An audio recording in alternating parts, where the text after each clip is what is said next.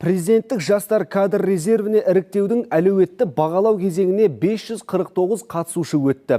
Бұл туралы Мемлекеттік қызмет істер агенттігінің төрайымы Анар Жайылғанова айтып берді. Атап өту керек, іріктеуге қатысу үшін бастапқы тіркеуден 13 мыңнан астам адам өткен болатын. Үміткерлердің ішінде шетелде жүрген Қазақстанның азаматтары да бақ сынауда.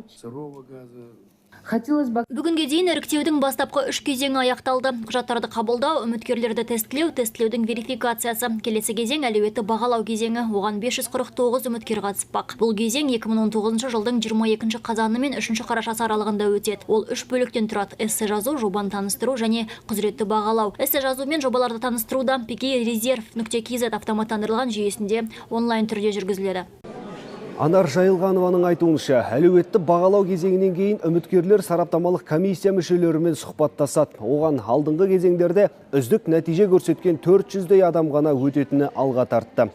Бұдан соң президент әкімшілігі құратын комиссия іріктеудің алдыңғы кезеңдерінен табысты өткен әр үміткермен жеке әңгімелеседі. Соның қорытындысы бойынша ұлттық комиссия ең жоғары балл жинаған кандидаттарды президенттік жастар резервіне қабылдау туралы шешім шығарады. Біздің резерв 5 жылға дейін тұрады. Оларды жұмыс істеп жатқан адамдарды, мысалы квази госсекторде болмасын, немесе сол мемлекеттік органдарда жақсы қызметте жүріп жатқан азаматтарды бірден соған кадровый резервке кірді екен деп көтермелеу бізде міндет емес.